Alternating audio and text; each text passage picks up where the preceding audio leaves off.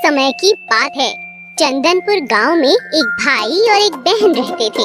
भाई का नाम दिनेश था और बहन का नाम राधा। दिनेश बहुत ही आलसी था, वह कोई काम नहीं करता था। राधा बोली, दिनेश तुम कुछ काम क्यों नहीं करते? जब देखो खेलते रहते हो। मैं और माँ कब तक तुम्हें ऐसे ही बोलते रहेंगे? तुम भी तो कुछ समझा करो। मेरी मर्जी, मैं जो मर्जी करूं। मैं तुमसे छोटा हूं, जो मेरा दिल कहेगा मैं वो ही करूंगा। जब मेरा समय आएगा तब काम कर लूंगा। तभी दिनेश की माँ आई। दिनेश ऐसे कैसे बात कर रहे हो तुम अपनी बहन से? चलो माफी मांगो। वो तो तुम्हें सही ही कह रही थी। दिनेश को गुस्सा आ गया और वह घर से बाहर चला गया। राधा भी दिनेश को देखते उसके पीछे पीछे चली गई। तभी राधा बोली, दिनेश दिनेश इतने गुस्से से कहाँ जा रहे हो? मैं जंगल जा रहा हूँ लकड़ी काटने। जब देखो तुम सब मुझे ताना मारते रहते हो। और इस तरह राधा भी दिनेश का पीछा करते करते जंगल पहुँच गई। लकड़ी काटते समय दिनेश का पैर फिसला और वह गड्ढे में जा गिरा। राधा राधा मुझे बचाओ, मैं गड्ढे में गिर गया हूँ। दिनेश रुको, मैं गांव जाकर सबकी मदद लेकर आती हूँ। दिनेश उसी गड्ढे में पड़ा रहा। तभी उसे गड्ढे के अंदर कुछ चीज नजर आई। गड्ढे के अंदर ही एक गुफा थी, वहाँ से वह चीज चमक रही थी। दिनेश बोला, अरे गड्ढे में ये गुफा और इसके अंदर ये क्या चमक रहा है? चलो जाकर देखता हूँ।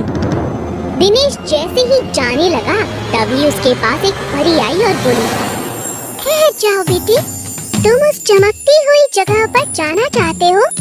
हाँ, लेकिन आप कौन हो? मैं परी हूँ और गुफा के अंदर एक सुंदर सा महल है। वहाँ से ये रोशनी की चमक तुम्हें दिखाई दे रही है। वह महल जादुई है। उस महल में तुम्हें जो चाहिए वह मिल जाएगा। परी जी, जो भी चाहो, मजे से खेलना, खाना, पीना, सब कुछ। हाँ, मैं उस महल की रखवाली करती हूँ। परी जी, मुझे भी उस जादुई महल में जाना है। मैं कुछ दिन अपने घर वालों से दूर रहकर यहाँ रहूँगा।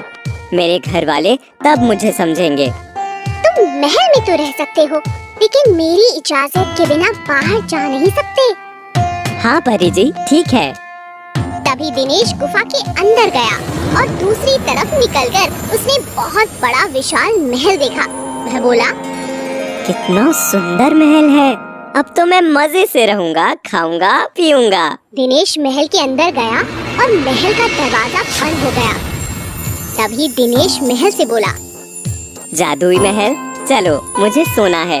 एक सुंदर सा पलंग दे दीजिए। तभी एक सुंदर सा पलंग हाजिर हो गया। दिनेश खुश होकर वहाँ पर सो गया। उधर राधा अपने भाई को ढूंढने सबको लेकर आई, तो वहाँ कोई गड्ढा नहीं था। सब उसे ढूंढने लग पड़े। आखिर में राधा बोली, क्या पता दिनेश गड्ढे से निकलकर चला गया हो। और सभी वहाँ से चले गए। दिनेश उस जादुई महल में बहुत खुश था।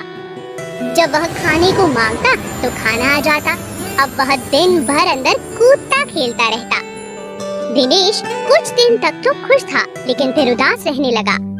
उसे घर की और माँ की याद सताने लगी।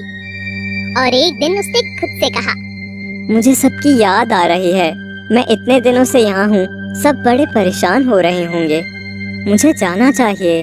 तभी दिनेश महल से बाहर निकलने लगा तो उसे जोर से झटका लगा और वह दूर जाकर गिरा। दिनेश रोते रोते बोला, मुझे जाना है। मैं यहाँ नहीं रह सकता। मुझे जाने दो, मुझे जाने दो। अब तुम यहीं रहोगे। जब परी का आदेश आएगा तभी तुम इस महल से बाहर जा सकते हो। दिनेश जोर जोर से परी को आवाज देने लगा।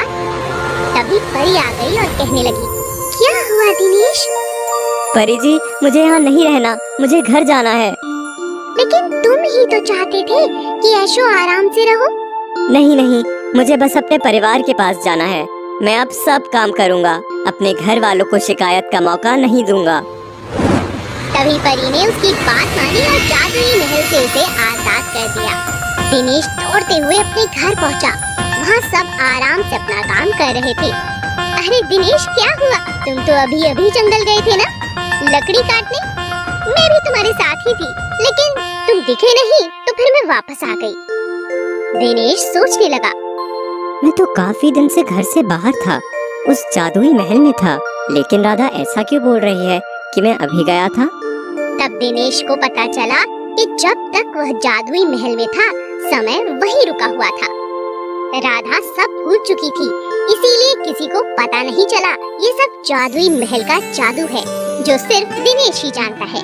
अगली सुबह जल्दी उठकर दिनेश बाहर लकड़ी काटने चला गया। जब वह लौटा तो माँ और राधा उसके पास आए और कहने लगे, दिनेश, तुम तो बड़ी मेहनती हो गए हो बेटा, हमें माफ कर दो, हम तुम्हें ऐसे ही डांटते थे। नहीं माँ, अब मुझे समझ आ गया है कि काम कितना जरूरी है।